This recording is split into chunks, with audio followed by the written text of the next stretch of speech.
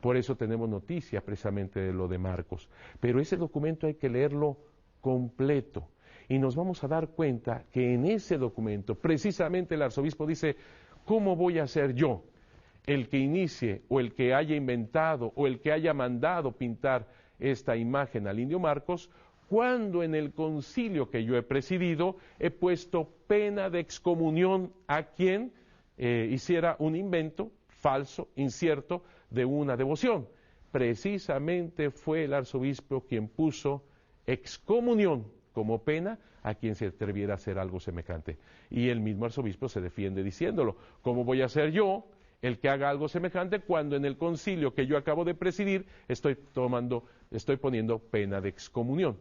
Siguiendo la lectura y la reflexión de este documento de 1556, encontramos testimonios valiosísimos en donde se habla de la gran devoción de los indígenas, pero también de los españoles.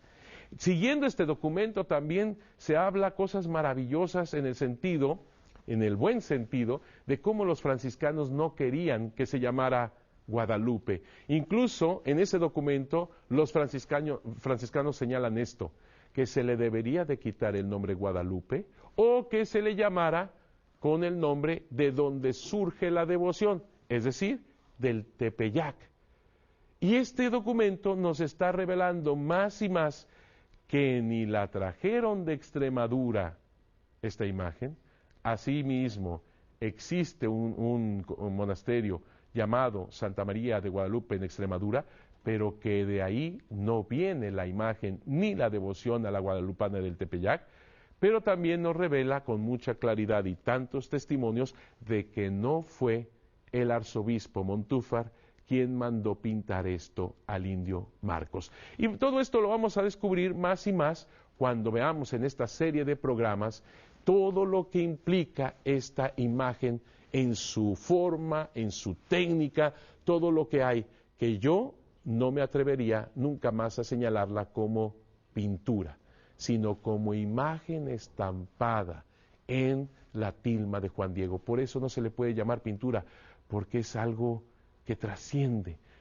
Se los digo de una manera muy sencilla, ni siquiera hay pinceladas en la imagen original. No hay pinceladas, no hay forma ni siquiera de decir que sea una pintura. Así vamos descubriendo y vamos abriendo estos documentos tan interesantes sobre la Virgen de Guadalupe, donde se afirman precisamente de que no solamente son los indígenas, sino también los españoles quienes se convirtieron maravillosamente en esta maravillosa conversión. Se convirtieron de corazón. No son los únicos documentos.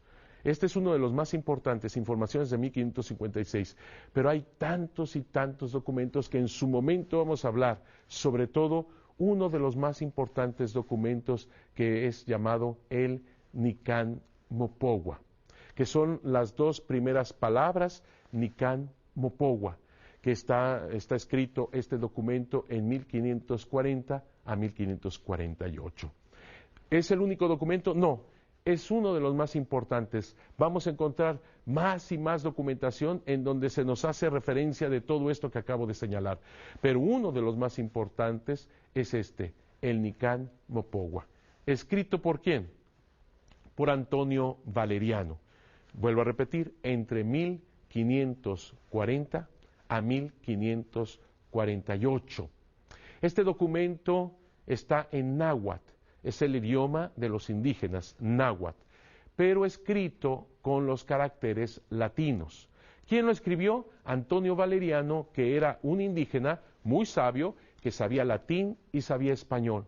Así que el documento mismo es mestizo, si se puede decir así. Es un documento náhuatl, pero con caracteres latinos. Fíjense cómo todo esto se une.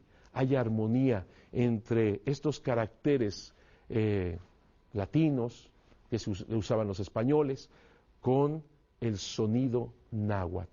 Volvemos al mestizaje, a la armonía, a la unidad que da Nuestra Señora de Guadalupe, incluso en la narración más importante en donde se señala qué fue exactamente lo que pasó. Ni siquiera un Miguel Sánchez, Lazo de la Vega, lo han inventado. no lo podían inventar. Lo vamos a descubrir precisamente analizando el documento del Nican Mopogua. No lo podían inventar. No fueron ellos, sino ellos simplemente tomaron lo que ya se conocía y lo publicaron por primera vez. No fue una imagen que hayan traído de España. No fue una imagen que el arzobispo haya pintado, mandado pintar al indio Marcos, sino que es un encuentro entre Dios y los hombres a través de Santa María de Guadalupe y el indio Juan Diego. Y ese encuentro se plasma, sí, en letras, se plasma en tinta, se plasma en estos documentos, pero lo más importante es que este encuentro sea plasmado en nuestro corazón. Eso es lo más importante. Vamos a analizar, como ya les digo, en otro programa que no se lo pueden perder, el Nican Mopogua. En el Nican Mopogua vamos a descubrir realmente lo que sucedió de una manera hermosa, poética. Es el documento más importante, más completo, más bien realizado. Y les va a sorprender dónde se encuentra la copia más antigua del Nican Mopogua.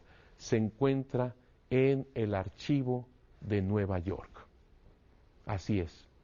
En el archivo de Nueva York, en la colección Lenox, ahí se conserva el Nican Mopogua, escrito, como les digo, por Antonio Valeriano de 1540 a 1548. Es interesante que en México tenemos la imagen, en el Tepeyac está la imagen de Nuestra Señora de Guadalupe, pero es en Estados Unidos de Norteamérica donde se encuentra la copia más antigua de este importante documento. Ahí se encuentra realmente lo que aconteció, este encuentro maravilloso entre Dios y los hombres a través de Santa María de Guadalupe. Lo veremos próximamente.